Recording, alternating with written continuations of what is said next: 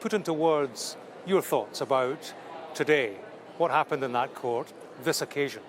Well, for all of us who have spent the 6 weeks in this trial, it's a dramatic conclusion, and I think for many of us we would think a fitting conclusion. I mean, it was an extraordinarily strong prosecution case.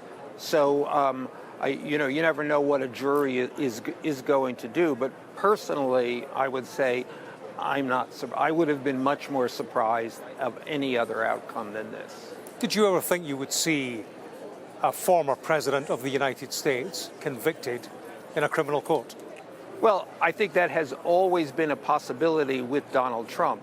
I mean, for the first time in the history of presidents, I think this became a possibility, if not a likelihood.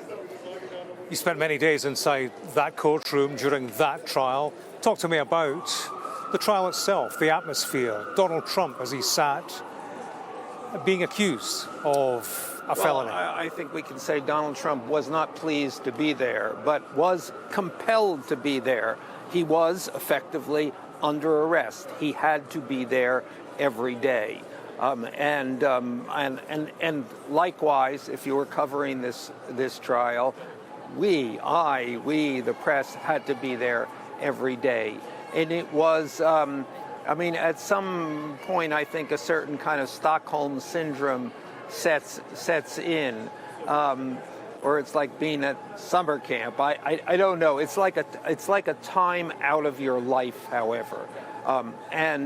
But it was really kind of, the feeling was almost reliving the earliest moments of the Trump presidency, of the months before he was elected, and then those months after he was elected when he was paying off Michael Cohen. It really, detail after detail, was living through this again. The prosecution laid this out, and they laid out a truly reasonable, believable, clear-cut case that Donald Trump became president in part because he corrupted the process. It was a grubby tale, populated by a parcel of rogues. David Pecker, a tabloid rascal, sleazy, Cohen convicted. Totally. It's just a sleazeball. There was nobody in this tale who was not a sleazeball.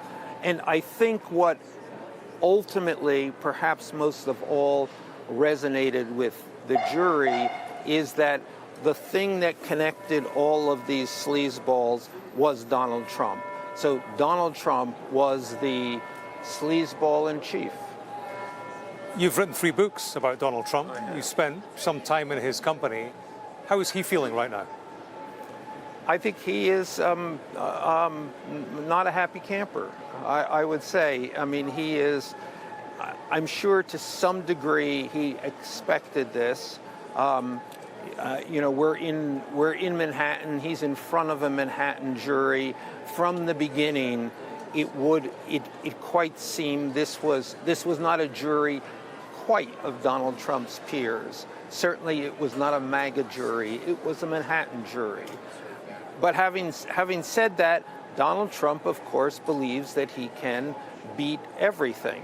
And even now, having been convicted on all 34 counts, he still believes he will beat this. He will beat this on appeal, but more importantly, he will beat this in November when he becomes the President of the United States. At least that is from his point of view. I suppose this trial was about a loss of control.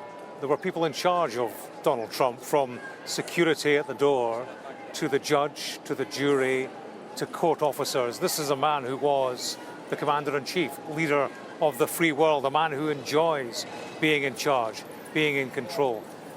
Inside that courtroom, number 1530, that was all gone. He was, it was just another accused. But I would put this in a different way.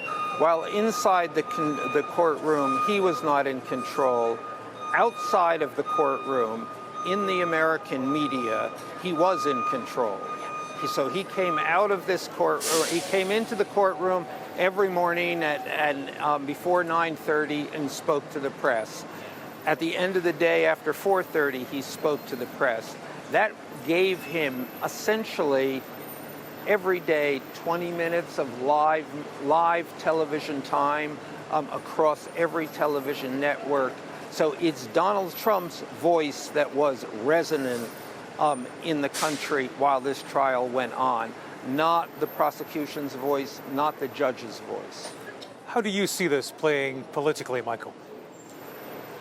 I see it playing, well, I would say this. We don't know. Having never before been a president or former president who has been convicted of a felony, 34 counts, guilty, we don't know. We don't have a model here. But having said that, we also know that Donald Trump has a gift for playing the most staggering, the things that would have felled any other politician. He has a gift for playing them to his advantage. Yeah. And finally, Michael, just put this into context for us. A legal watershed in America and politically hugely significant. You know, I think what will be most significant and most confounding, and the thing that will be the historic break, is if, in fact, a convicted felon is elected to the presidency of the United States. So I think that is now the issue. And he will make this trial his issue. And he will rally his part of the country to see it that way. So,